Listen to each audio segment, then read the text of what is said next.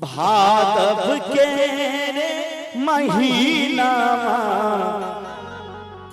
अइले सुबह घड़ी दीनावा।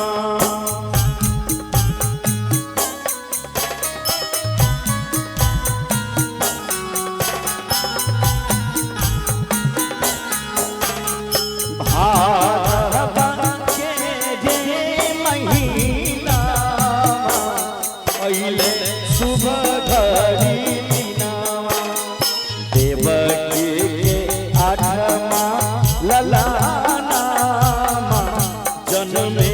कंस के भावना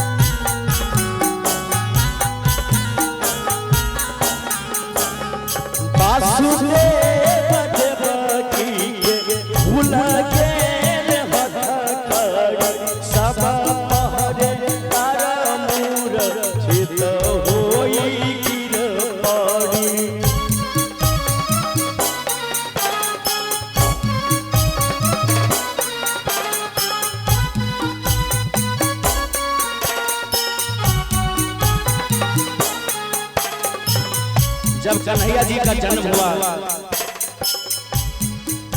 तो कंस के कारागार में सभी निंदों में आ गए और वासुदेव का हथकड़ी खुल गए। भाव है वासुदेव के खुल गई सब तारा मूर्छित होए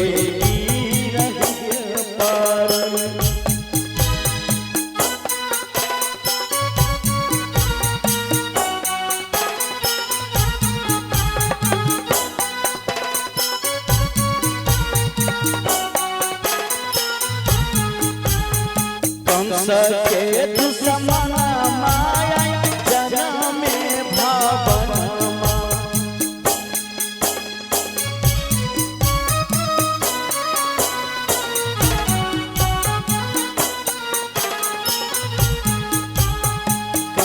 के दुश्मन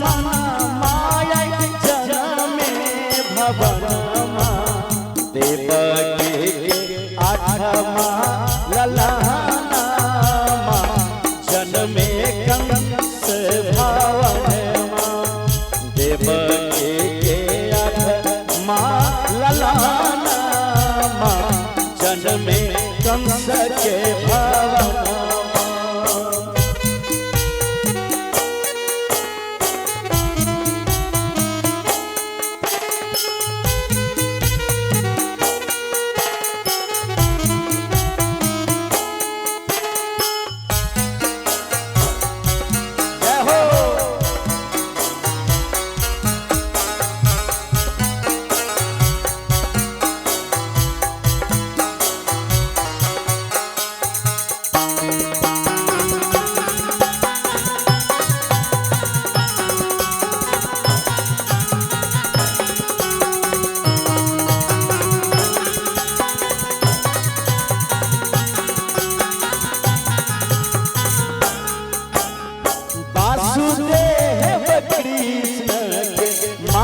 पर उठाई लिहल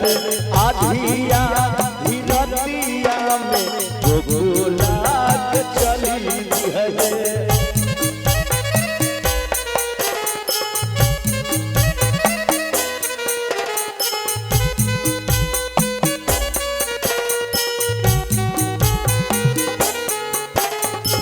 वासुदेव कृष्ण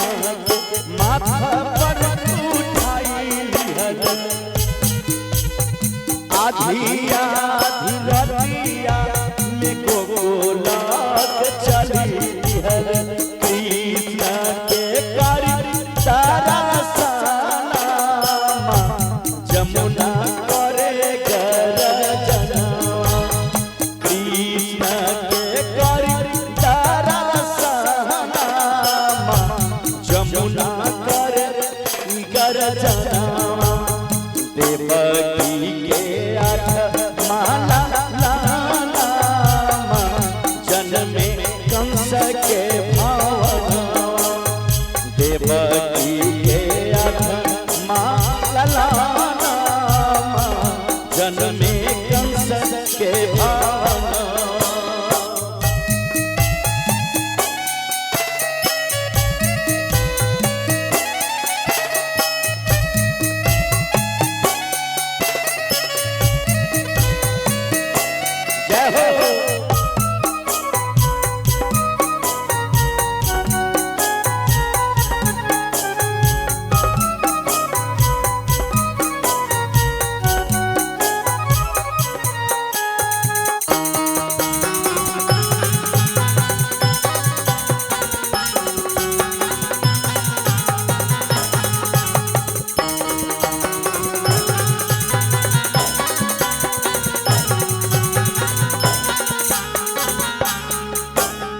गोकुला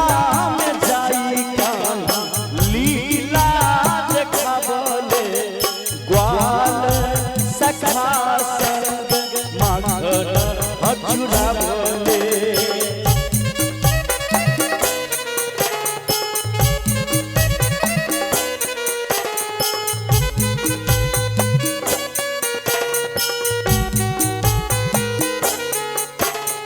गोकुला लीला देखावले ग्वाल सखा संग माखन हचुरावले यशोदा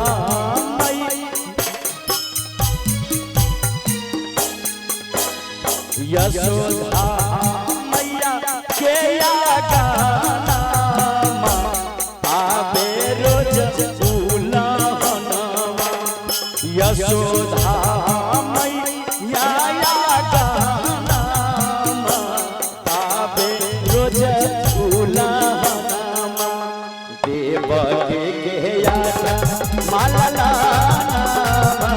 जन्मे कंस भवना देवकी के आशा माला लाना जन्मे कंस भवना आदर के राम